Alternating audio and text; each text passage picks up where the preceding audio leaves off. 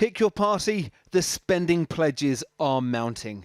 NHS, policing, education, the bank bills are stacking up. And with an election now in the diary, today came more.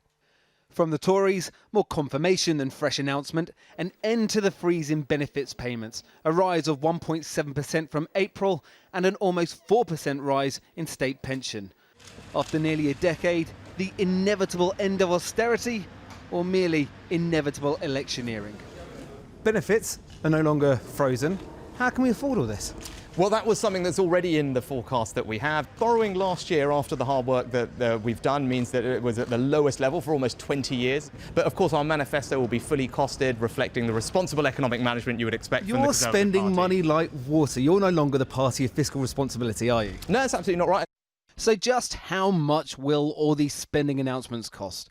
Well, the benefits and pension pledge, that's £5 billion alone. Then there's a promise of nearly £3 billion for 6 NHS trusts, an extra £7 billion for schools, and £30 billion for a so-called infrastructure revolution. That's roads, buses and broadband in normal speak.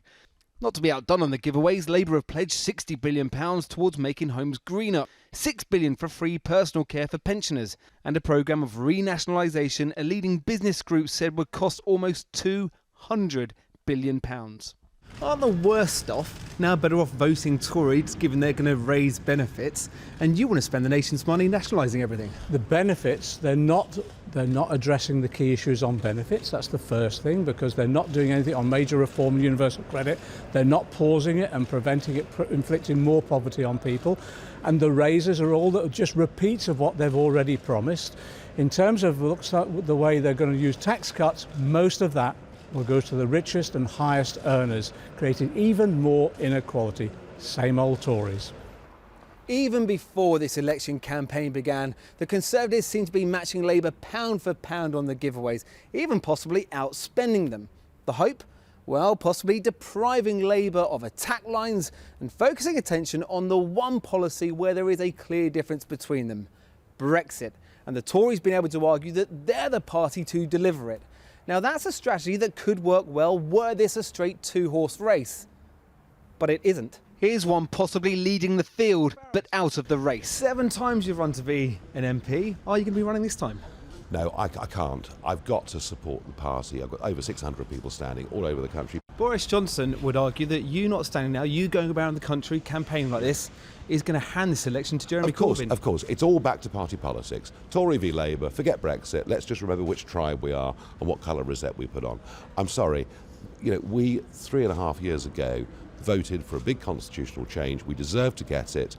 And I'm afraid what Boris is putting forward is Mrs May's treaty with a slightly new wrapping. It's not Brexit, and I want to make sure people know that. Mr Farage says that before this election was announced, the Conservatives offered him, quote, a few peerages to stand back from politics. Tories might wonder what price they will now pay if they reject his offer of a Brexit alliance. And Paul is with me now with a little bit more on that in the last hour. Yeah, more on our election, but this time from across the Atlantic. Almost inevitably, after appearing on Nigel Farage's radio show, President Trump has once again been asked about our election. This is what he had to say.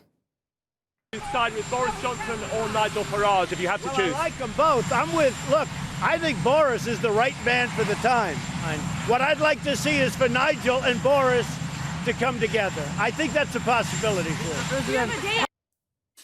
Look, the convention is that foreign leaders don't interfere in other nations' elections. Now, clearly, this is a president who doesn't care much for conventions. But more importantly, in that clip, he called Boris Johnson his friend. Well, Mr Trump probably doesn't follow the British press as closely as he should. Labour think that an endorsement for Boris Johnson from a president with a reputation who some may say is a little bit toxic is manna from heaven from them. So ultimately, the question is, how helpful is the president being to his friend, Boris Johnson? Thanks, Paul. Well, I've been speaking to the polling expert, Sir John Curtis, who's Professor of Politics at the University of Strathclyde. And I asked him first why people think this election is difficult to call.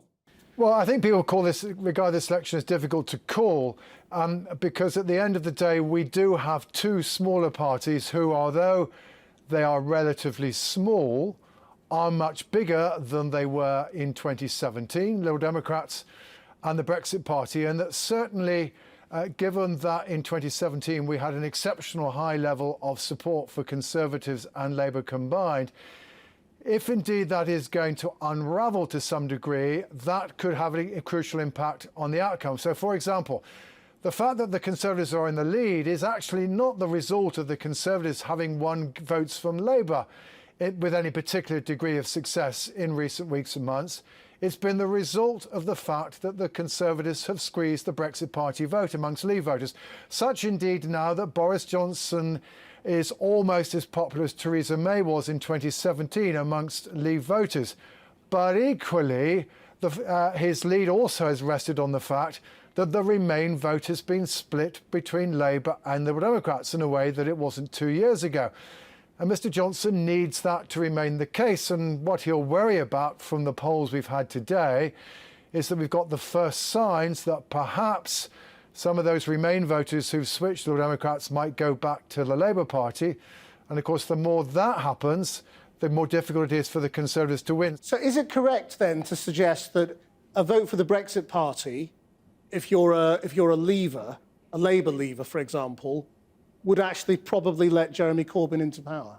The truth is, at the moment, insofar as voters are going to be concerned about tactical considerations, at least those on the Leave side, given that the Conservatives are already so dominant amongst Leave voters, and given it's very difficult to find a Labour seat where, at the moment at least, with the Brexit Party down to 10% in the polls, we'd expect the Brexit Party to be ahead of the Conservatives locally.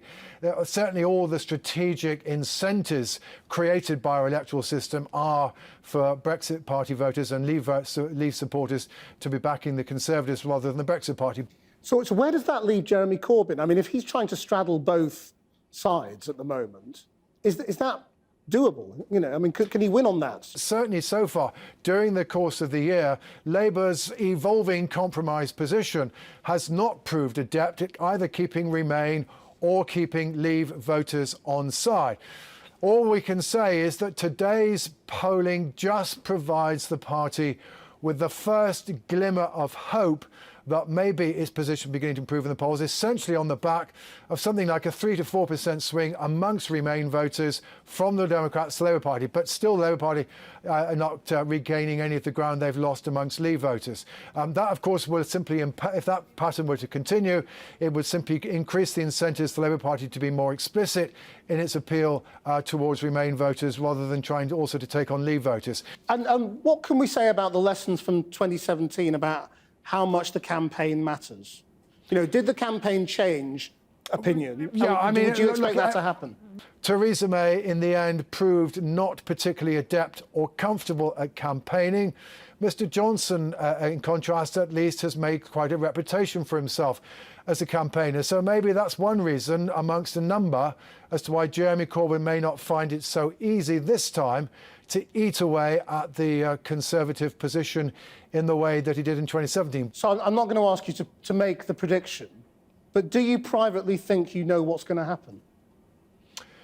No, I don't. I mean, the only prediction I've been willing to give, and I guess today even this is beginning to look slightly difficult, is that we will end up with more MPs from parties other than Conservative and Labour than we've had in any previous parliament. That makes it more difficult for either the Conservatives or the Labour Party to get a majority, and certainly to get a large one if 100 of the seats already out of play. And I think perhaps one interesting thing about this election is that, in contrast to 2017, we've got much less in the way of loose talk about the Conservatives being able to win a landslide. That, I think, is probably wise.